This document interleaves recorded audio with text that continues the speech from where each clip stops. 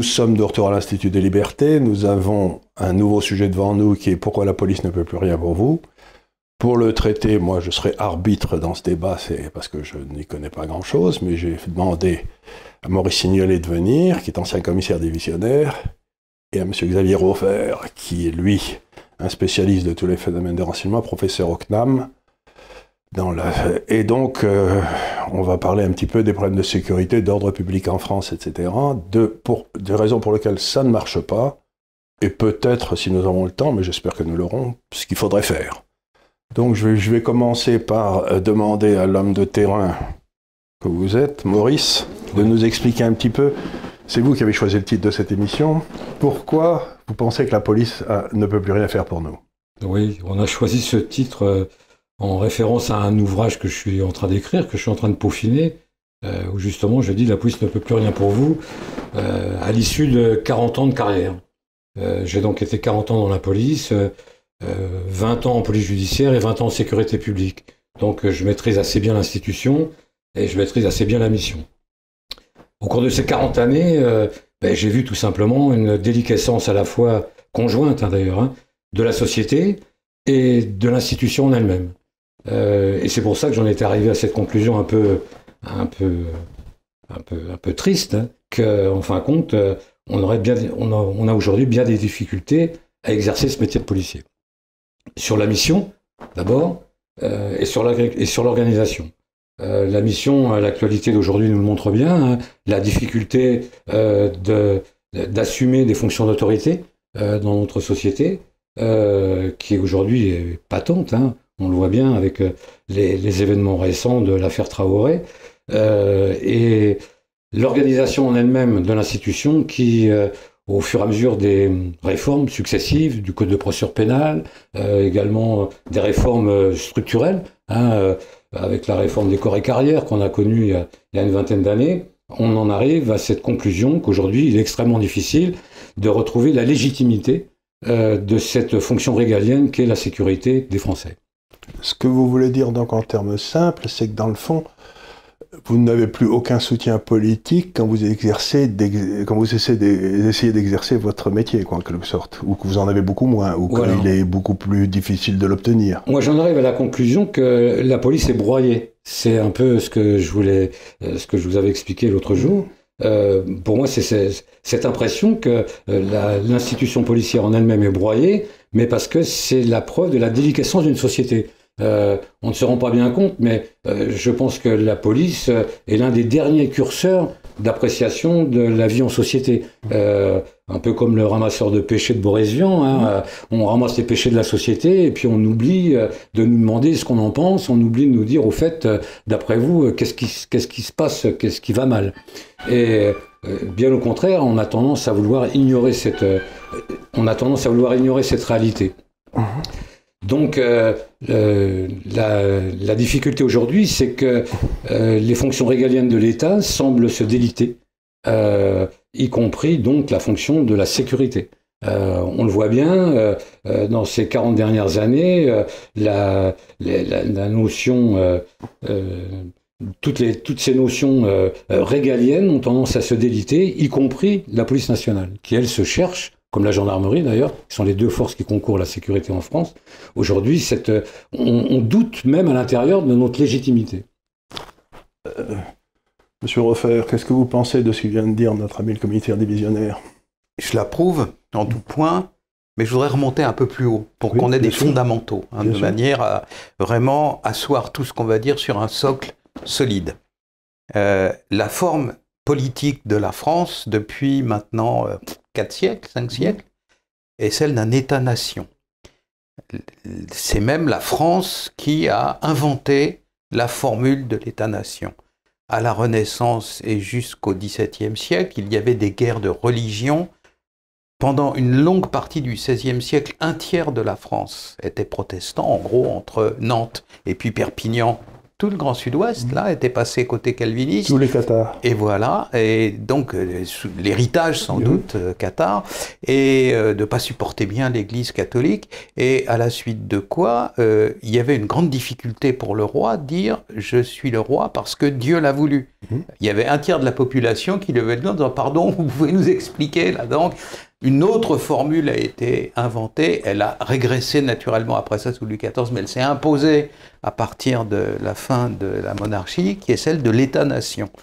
L'État-nation, il a une mission, elle est enfantine, elle est simplissime, elle a été résumée, je vais dire une fois pour toutes, jusqu'à temps où l'ère de l'État-nation sera terminée, mais encore maintenant et encore pour le futur, par une formule de Raymond Aron qui est absolument admirable: respecter à l'extérieur, en paix à l'intérieur. Un État-nation,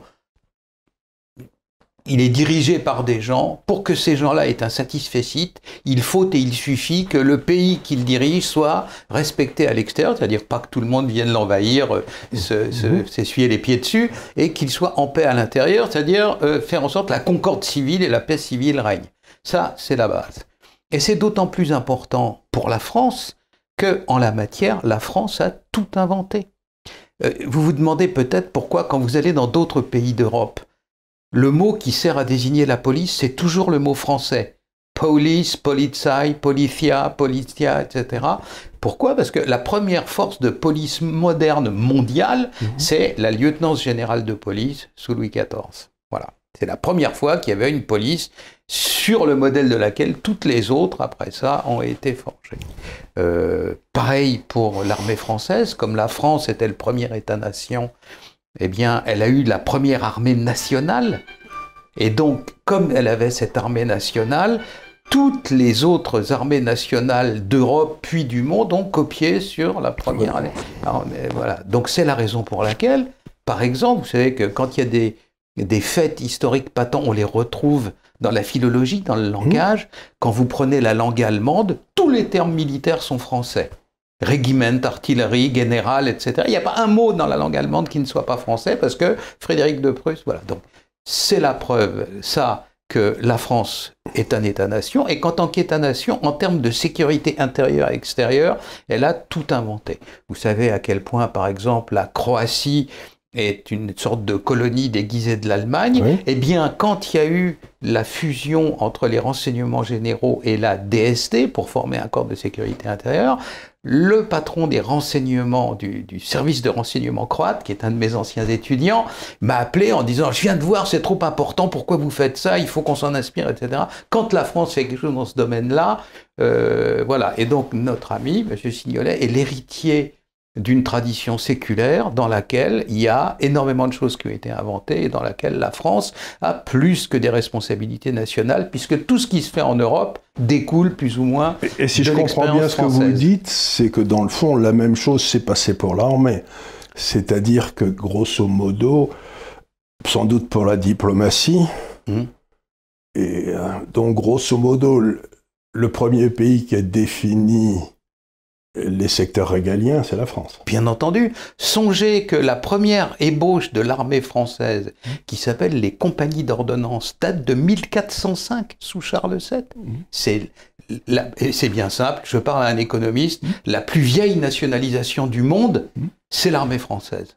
Voilà, oui, la plus ancienne. Et si j'ose dire, ça avait commencé même avant, parce que la bataille de Bouvines, c'était l'émergence du sentiment national en France. Bien sûr, bien entendu. Donc, si vous voulez, il y a d'abord eu le sentiment national, qui a été pris en main par un État qui l'a organisé autour de ses privilèges régaliens, si je vous comprends bien. Alors, ce qu'on est toujours obligé d'expliquer, surtout à nos amis américains, parce que le système politique américain s'est tourné manège, et donc tous les 8 ans, vous avez affaire à des gens qui, en gros, il faut leur expliquer à peu près à l'invention de la roue, quoi. Et donc, on leur dit, attention, les États-Unis et la France, c'est pas pareil. Vous, dans votre cas, il y a des types qui sont assis autour d'une table et qui ont signé un document commun. Nous, il y a 1000 ans de bagarres, de guerres, de massacres, de trahisons, de mariages foireux, de tout ce que vous pouvez imaginer. Et donc, dans le cas de la France, qui n'a aucune espèce de situation territoriale prédéfinie. L'Italie, ok, c'est une péninsule avec une barre de montagne. L'Espagne, ok, c'est une péninsule, une barre de montagne. Mais la France, où ça commence, où ça se termine? C'est tout à fait Pourquoi exact. la Lotharingie n'a pas... Voilà. Et donc, là, en France, c'est l'État qui a créé la nation. En conséquence de quoi, quand il n'y a pas de neige à Noël au sport d'hiver, les Français engueulent l'État, parce que, voilà, c'est de la faute de l'État. L'État prédit tout. Donc, c'est ça la situation de la France à l'heure actuelle. Et donc, ça veut dire aussi que n'est français que celui qui le veut. C'est-à-dire que c'est ce que disait Renan, dans le fond, être C'est une français, idée, bien sûr. c'est une idée, c'est une volonté, c'est une volonté de vivre ensemble. Mais il y a assez peu de rapport entre, mettons, un Corse et un Alsacien, mais tous les deux se veulent et se reconnaissent français, quoi. C'est ça qui est assez étonnant dans ce pays. Non seulement des rapports, mais des rapports de compréhension. Ma grand-mère me disait que dans le village en Alsace d'où elle venait, après, en 1920, quand ils sont devenus français, ils avaient installé une demoiselle des postes qui venait de Toulouse. Les gens ne comprenaient pas un mot de ce qu'elle racontait. Ah, mais ça, j'ai connu ça très bien. J'ai reçu des gens chez moi qui arrivaient de Normandie, qui étaient des gens tout simples, et puis avec une personne qui travaillait pour nous à l'époque aussi, qui était une paysanne de Haute-Garonne. Et il fallait que moi, je traduise. Il fallait un interprétariat. Il fallait un interprétariat, parce que la façon dont ils parlaient tous les deux, ils utilisaient la même langue, mais ils se comprenaient pas, quoi. C'était à cause de l'accent, à cause de tout ça. Donc, cette déliquescence de la police et de l'État français a commencé quand? Mais, en fin de compte, je voudrais presque reprendre en vous posant une question. Est-ce que la déliquescence de la nation, c'est le corollaire de la déliquescence de tout ce qui est institutionnel? On ne peut pas... déliquescence de la nation, moi je suis criminologue, c'est un grand sujet, on ne peut pas vraiment savoir si c'est... Enfin, on peut le... C'est une hypothèse, quoi. On peut en parler de ça avec certitude. Qu'il y ait eu une évolution, qu'il y ait eu une adaptation, qu'après les guerres coloniales, c'est échangé, que l'entrée dans le XXe siècle, que toutes les transformations sociales qui font que les femmes ont été au travail, qu'après ça, il y avait quelque chose qui n'existait pas du temps de mes grands-parents à moi, qui suis de la génération dont les grands-parents ont fait la guerre de 14 et le père a fait celle de 39-45. Par exemple, il n'y avait pas d'adolescence. Les gens partaient travailler à 14 ans et puis l'adolescence, c'est un truc de gosse de riche. Il y avait ce qu'on appelait l'âge ingrat. Voilà, ouais. Mais donc, voilà. Donc tout ça a transformé la société et effectivement, on peut plus, quand je parlais avec mon grand-père de la guerre de 14, etc., ce monde-là, naturellement, et même le monde de l'après-Deuxième Guerre mondiale a complètement disparu. Donc que comment dire, que la force de sécurité publique, les forces de l'ordre s'adaptent à de nouvelles situations, c'est évident, ne serait-ce que techniquement. Je vais vous dire, j'ai beaucoup couvert, même été sur le terrain avec eux, les affaires de terrorisme, et notamment, j'étais en Irlande du Nord avec les guérilleros de l'IRA en Irlande du Nord, à Belfast, au Pays Basque, avec les gens de l'ETA. J'en connais encore, j'en vois encore de temps en temps. Le téléphone portable a signifié la mort de toutes ces formes de terrorisme-là.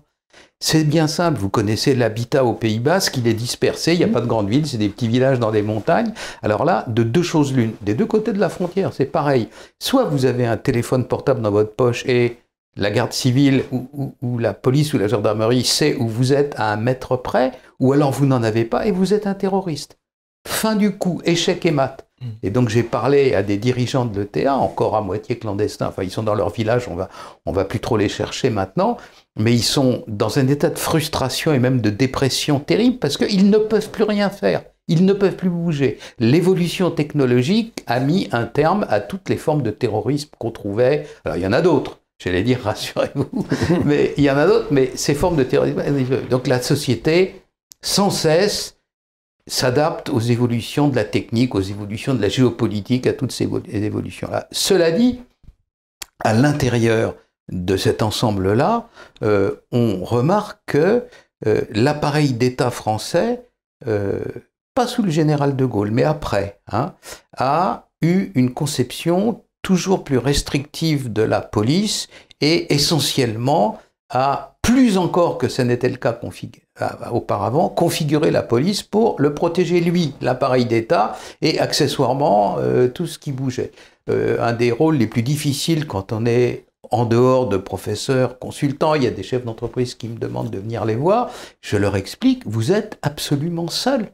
personne ne viendra vous aider. Alors il dit, ouais, on paye des impôts. Je dis, ben voilà, pas de bol. Vous payez des impôts, mais vous êtes face à l'adversité. Et en plus de ça, vous êtes contraint à faire du préventif à 100%, à l'exception de Gazprom, qui, pour ses pipelines en Asie centrale, a une division blindée, mais à l'entreprise, avec les couleurs de Gazprom, avec des canons et des tanks, etc. À l'exception de Gazprom, aucune entreprise du monde, quelle que soit sa taille, n'a son corps de police et ne peut se défendre positivement, elle peut se défendre négativement. Alors voilà, donc plus ça va, plus c'est comme ça.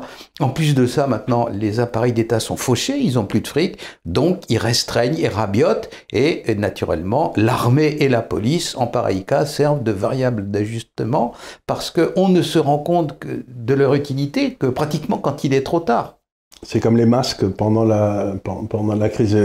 C'est voilà. Quand la crise est là. Donc est-ce que la tendance ne sera pas justement alors le risque d'aller vers une privatisation des forces de police? Mais c'est d'ores et déjà le cas. C'est ce que j'allais vous dire. C'est l'une des raisons pour laquelle je suis inquiet. Je vois bien. Je me souviens de Colomb avant qu'il ne parte pour la capitale des Gaules, qu'il retourne à Lyon. Lorsqu'il avait parlé de la police du quotidien, je crois, encore une nouvelle conception. Hein. On avait eu droit à la police de proximité. Après, on a eu droit à la police du chiffre, après on a eu droit à cette police au quotidien. Il avait dit qu'il se refusait aucune perspective, y compris de travailler avec les sociétés privées de sécurité. Donc on sent bien que quelque part il y a une volonté, inavouée ou avouée d'ailleurs, de se désengager de cette mission régalienne. On le sent bien. Bien sûr. Et donc la multiplication des polices municipales, on le voit également, qui avait été nationalisée par Pétain, qui justement, l'école des commissaires a été fondée par Pétain. Dans la zone libre. Exactement, oui. Un magnifique monastère d'ailleurs, où j'ai passé 2 ans, mais bon. Mais c'était encore l'une des missions régaliennes de l'État qu'on confiait à la police, d'assurer la sécurité de l'État et accessoirement de la population. Plus ça a été avec lorsque dans une société apaisée ou disciplinée, qu'on a pu connaître jusqu'à la fin des 30 Glorieuses, la délinquance relevait d'une démarche quasi lupinienne, quoi. C'était des Arsène Lupin. Moi, si vous voulez, quand je suis rentré dans la police, c'était pas romantisme. C'était pour arrêter des méchants, des voleurs qui volaient le bourgeois, etc. Et c'était vrai. Je veux dire, on finissait même par avoir un même langage.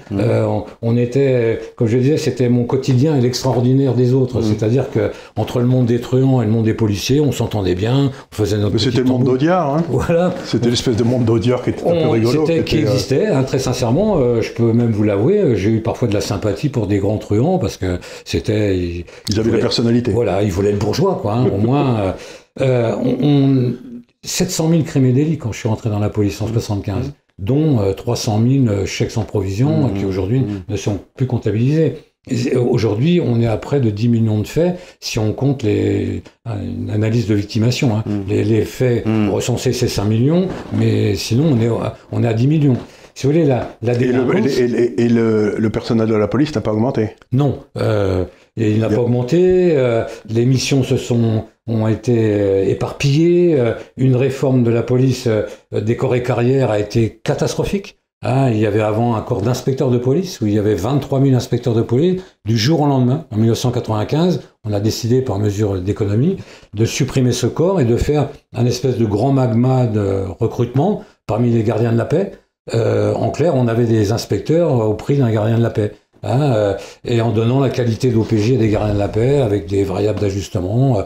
Un gardien de la paix pouvait très bien aller en police judiciaire ou en motard, ou vous voyez, des spécialités, alors qu'auparavant on avait 23 000 inspecteurs dédiés au judiciaire et au renseignement. Ça créait une culture quand même d'efficacité vraiment hors pair. Et vous dites qu'on a supprimé ça pour des raisons d'économie, quoi. Pour des raisons d'économie. C'était, à mon avis, uniquement ça. Rendez-vous compte, le corps des commissaires a été divisé par 2. Le corps des inspecteurs de police et des officiers de paix a été fusionné, mais il était divisé par 3. Et on a par contre recruté énormément de gardiens de la paix, mais pas du tout pour les mêmes salaires, mais en donnant les mêmes missions. Salaire de rien, mais qualitativement, on s'est rendu compte que c'était quand même pas la même chose.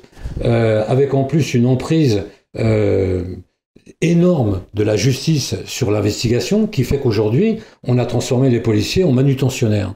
C'est plus, on fait plus carrière comme moi quand j'étais à la brigade criminelle, quand j'étais au stup, le policier était quelque part avec une hiérarchie légitime, hein, un patron. À mon époque, ça voulait dire quelque chose. Hein, c'était vraiment le patron de son équipe. Aujourd'hui, tout est court-circuité. Aujourd'hui, c'est un substitut par téléphone qui vous dit vous ferez ci, vous ferez ça, etc., sans tenir compte des contraintes budgétaires que ça peut entraîner. Vous voyez ?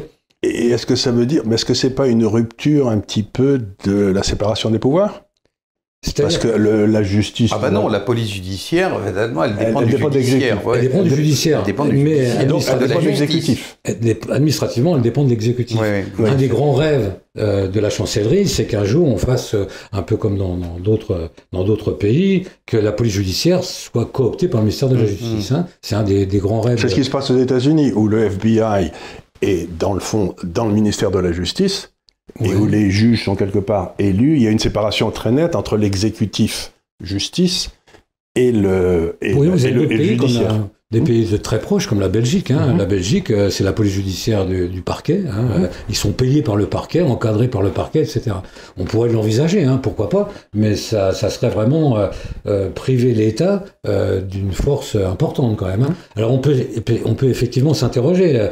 Moi, quand j'étais à la préfecture de police, je me suis toujours interrogé de savoir pourquoi le préfet de police avait une autorité réelle sur la police judiciaire. C'est-à-dire que tous les matins, le directeur de la police judiciaire venait rendre compte des affaires judiciaires au préfet de police, qui est un représentant de l'exécutif. On peut s'interroger. Ah oui, alors là, j'ai la réponse. Là, j'ai la réponse parce que le ministère de l'Intérieur en France, il date de la transformation au moment où Louis XVI va cesser d'être le monarque constitutionnel pour devenir un fugitif, puis après ça, finira par être tué. La transformation du ministère de la Maison du Roi en ministère de l'Intérieur. Donc, regardez ce qui se passe. La police, la préfecture de police de Paris, la lieutenance de police du lieutenant général Larénie, elle date du milieu du règne de Louis XIV, et le ministère de l'Intérieur, il n'arrive qu'à la fin du règne de Louis XVI. Donc, la préfecture de police a 80 ans de plus antérieur que le ministère de l'Intérieur. Et quand le ministère de l'Intérieur dit à la préfecture de police, faites ça, il dit, attendez, moi j'étais là le premier et tout. Alors, c'est naturellement moins simpliste que ce que je dis ça, mais l'antériorité de la préfecture de police sur le ministère, sur son propre ministère, fait que, il y a toujours eu un État dans l'État. En disant, voilà, nous on est là, on est à Paris. Je crois que même De Gaulle s'en était inquiété. Hein. Il avait voulu briser un peu la...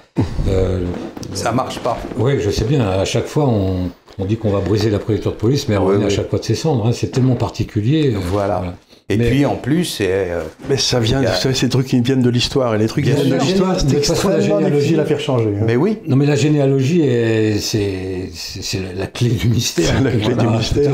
Je crois que De Gaulle avait demandé à Paul Delouvrier, qui était à l'époque commissaire au plan, il me semble, chargé du plan, de réformer la préfecture de police. Je crois que c'est à cette occasion-là qu'ils avaient créé les 3 départements de la petite couronne, restreignant l'autorité du préfet de police au seul département de la Seine. Eh ben, il a regagné, voilà. Il a regagné les 3 départements.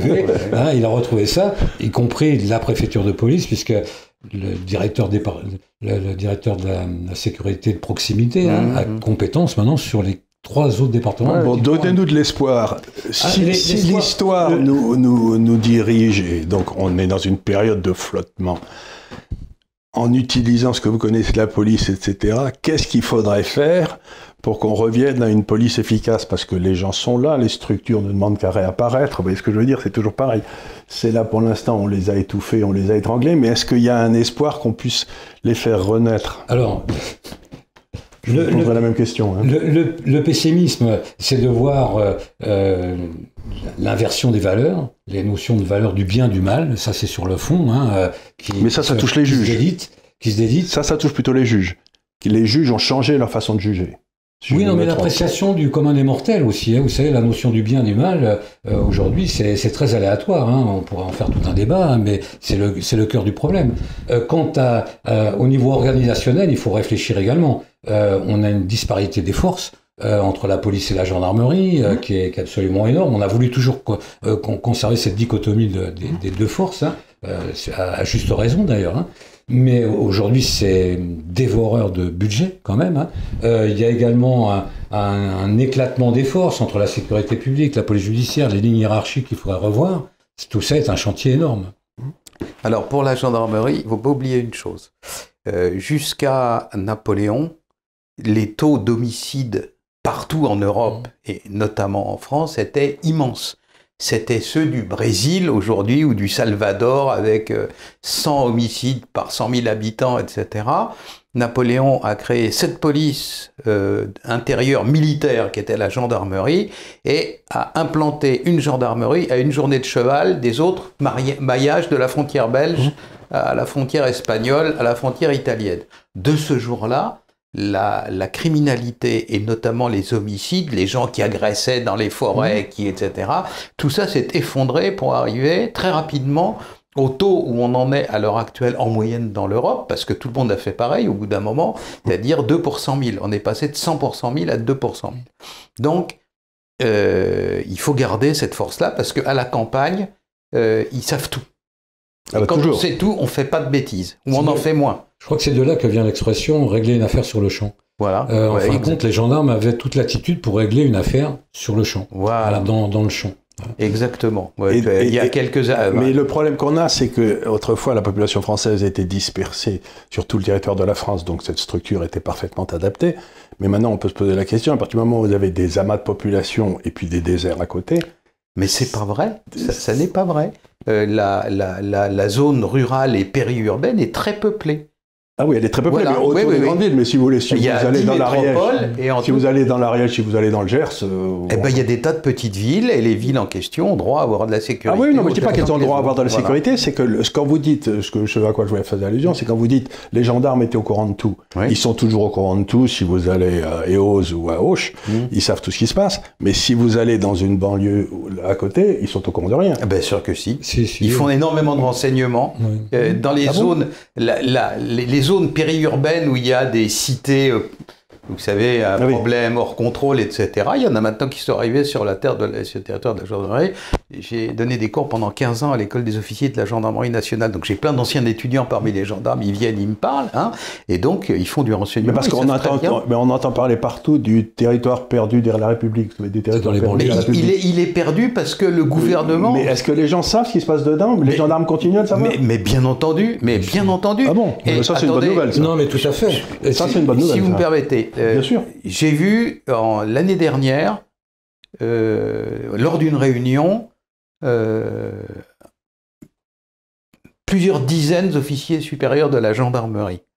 On était entre nous, on a parlé, et ils m'ont dit, moi vous savez, le gouvernement nous demande de remettre de l'ordre là-dedans, c'est fait dans les 2 semaines. Donc c'est très intéressant, parce que ce que vous êtes en train de dire, c'est dans le fond ce qui manque, c'est le courage politique de demander aux gendarmes de remettre de l'ordre. Mais attendez, c'est tout ce qui manque, parce qu'on a la connaissance des lieux. Pareil pour la police. C'est pareil, voyons donc. Donc vous voulez dire que c'est pas un problème d'effectif, de connaissance, c'est un problème de volonté. Les territoires ne sont pas perdus de la République, ils sont ignorés, c'est différent.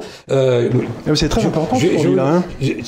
Pour rebondir sur l'affaire Adama Traoré, mais moi je serais le politique, j'aurais dit, mais écoutez, j'entends parfaitement votre message. Je comprends, en m'adressant à Adama Traoré, je dirais, mais écoutez, je comprends parfaitement votre désespérance. Et d'ailleurs, pour y remédier, pour éviter que justement vous ne sombriez dans la délinquance, qu'il y ait une mauvaise image de vos communautés, etc., je vais tripler le nombre des policiers dans ces banlieues-là. Et on va éradiquer la délinquance qui vous empêche d'exprimer vos talents dans l'honnêteté. Ce que dans ces quartiers-là, 90% de la population demande. Là où on s'étonne, c'est qu'en en banlieue, les gens réclament de plus en plus de police. Mais vous savez, c'était ce qui s'est passé y compris ceux qui sont issus de l'immigration. Bien sûr, c'était ce qui s'est passé à New York avec Giuliani.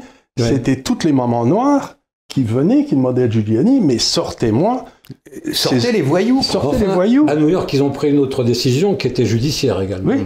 Par exemple, la théorie des trois condamnations. Si on appliquait ça, il y a aussi quelque chose qui m'échappe. Lorsque je suis rentré dans la police, les recours à la prison étaient systématiques. Sincèrement, quelqu'un qui volait un autoradio, il prenait 1 an de prison. un voleur de voiture 18 mois, un cambrioleur, un petit cambriolage 3 ans. Quand on allait en perquisition chez eux, on leur faisait prendre une valise, voilà. Et en plus, ils nous demandaient, est-ce qu'on peut pas retirer les menottes pour les voisins, ça, voilà. Aujourd'hui, ça a bien changé quand même. Et le recours à la prison était systématique et on n'entendait jamais parler de surpopulation des prisons. Donc la police ne peut plus rien faire pour vous parce que dans le fond, elle ne reçoit pas d'ordre. Elle ne reçoit pas d'ordre de faire ce qu'elle devrait faire. Alors, je vais vous donner un exemple. Et les condamnations. L'ordre, les moyens et les condamnations. Donc c'est un vrai problème. C'est pas un problème d'argent, c'est un problème de volonté politique. Mais non, parce que le maintien de l'ordre, ça économise beaucoup d'argent. Évidemment. Quand l'ordre est maintenu, ça économise beaucoup d'argent. Un cas précis, vous savez, on entend beaucoup parler à la télévision des Black Blocs. Oui. Je peux vous garantir, Qui sont tous sais de fichés. quoi je parle, mais le patron de la direction du renseignement de la préfecture de police pour la région parisienne, non seulement il a une liste des à peu près 200 gaillards que ça représente, mais à chaque fois, il y en a une vingtaine qui viennent au secours de leurs copains parisiens, une vingtaine de Belgique, une trentaine d'Allemagne. Chaque fois qu'il y en a un qui monte dans sa voiture, car l'Europe du renseignement existe, la DRPP est prévenue, il y a une voiture sur telle autoroute avec telle plaque d'immatriculation, ils arriveront vers telle heure. À epsilon près, il y en a peut-être 3-4 qui passent en dehors des mailles du filet, mais à 90, on sait, voilà. Alors très bien, si on sait ça, expliquez-moi pourquoi le pouvoir politique ne prend pas la décision qui est la première demande des Français, c'est l'ordre public. Pourquoi? Qu'est-ce qui les en empêche? Eh ben, je vais vous dire, c'est la trouille. Exactement. Mais la trouille de quoi? Ben, la trouille du, qu'en dira-t-on, la trouille du dernier stagiaire arrivé à Libération, quoi. C'est ça. Vous voulez dire qu'il y a... C'est ça? Vous êtes d'accord? Tout à fait. Et puis ce politiquement correct qui fait que un ministre de l'Intérieur comprend l'émotion, vous voyez, on en arrive. Mais si un ministre de l'Intérieur comprend l'émotion, si vous voulez, il aurait été dans ceux qui auraient lynché les pauvres noirs en Amérique. Je veux dire, à partir du moment où un ministre de l'Intérieur se laisse aller à l'émotion, c'est-à-dire qu'il pense que l'instant est plus important que la loi. Et c'est une saloperie. Un ministre de l'Intérieur ne peut pas penser ça. D'un autre côté, Castaner, vous savez, il est bête. Donc il dit que des bêtises, c'est normal. Je pèse mes mots. Oui, mais je suis un enseignant. Oui, mais celui qui est bête, si vous voulez, qui est mis dans une position de pouvoir, il est mis par quelqu'un qui devrait savoir qu'il est bête. Eh bien voilà, je vais vous expliquer pourquoi. Là aussi, c'est infiniment simple. Notre président de la République et tout son entourage, ce sont des économistes, c'est des banquiers. Leur patrie, c'est Wall Street et puis la City de Londres. Alors les trucs régaliens, pour eux, c'est une pénible survivance du néolithique, quoi.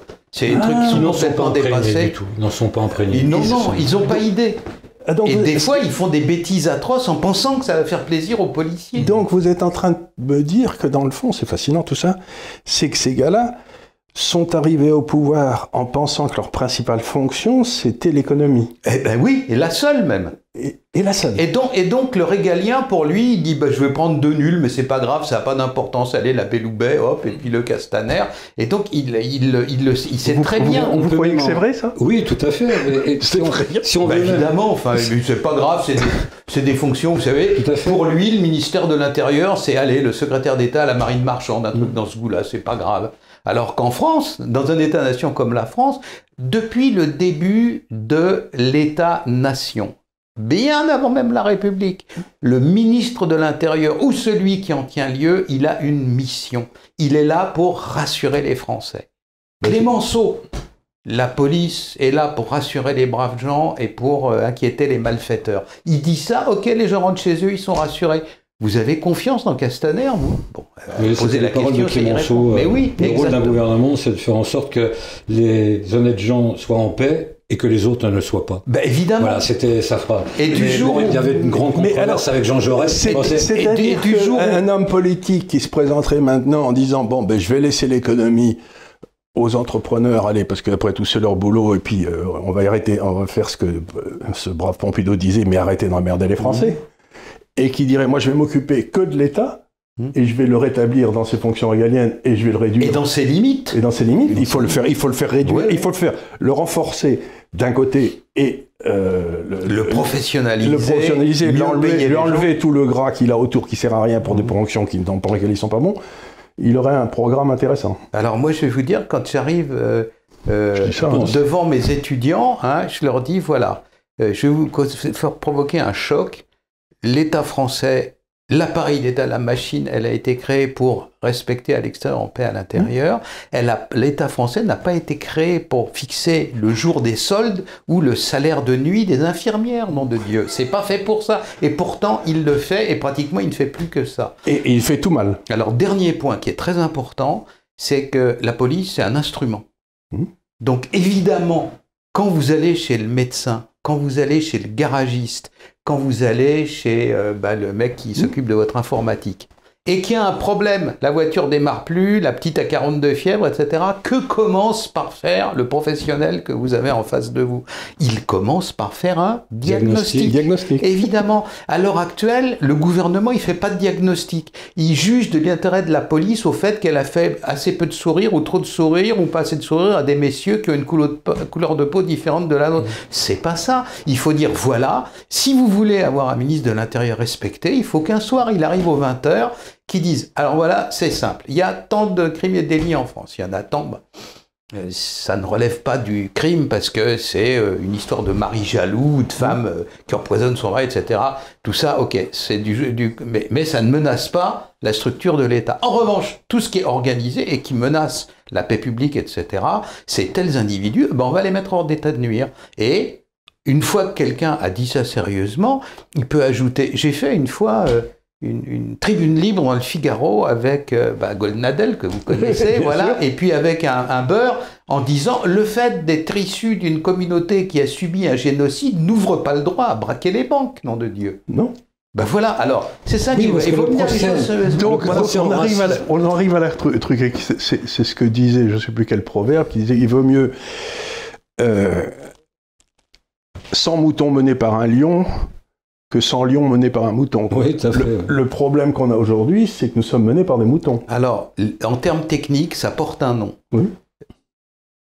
Le gouvernement d'un pays, il a une mission, et une seule, c'est la décision. Il faut prendre des décisions. C'est très difficile. Et pourquoi le fait qu'il ne le fasse pas est grave, faire une petite conclusion en élevant le débat philosophiquement.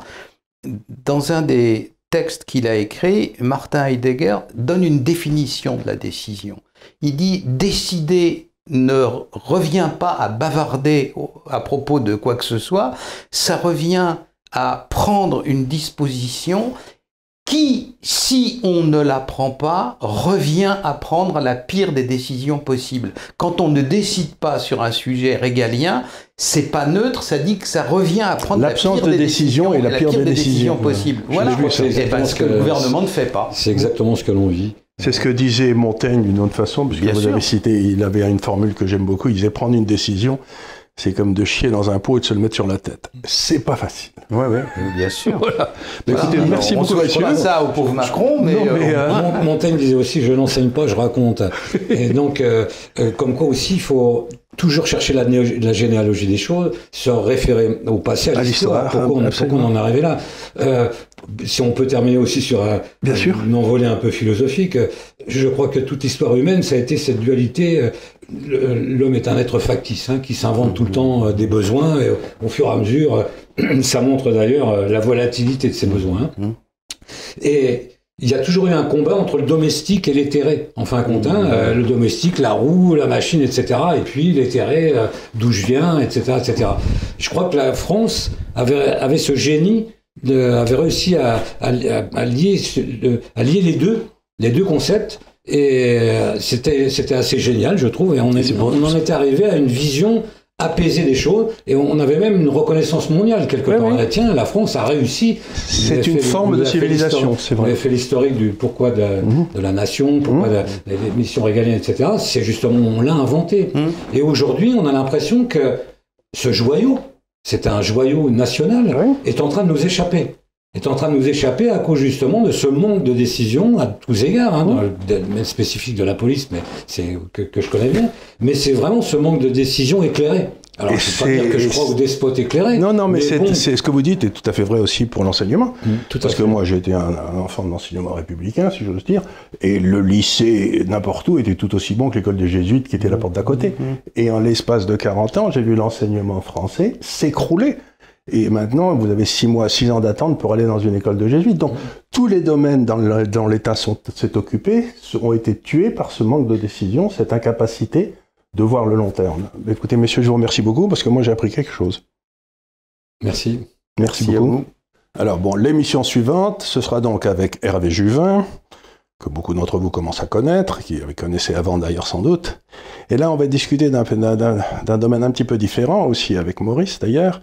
J'ai l'impression qu'il y a une volonté maintenant d'une partie de la population de changer nos systèmes juridiques qui étaient fondés sur la prééminence de l'individu pour faire réapparaître le groupe et la tribu avant et après les jugements.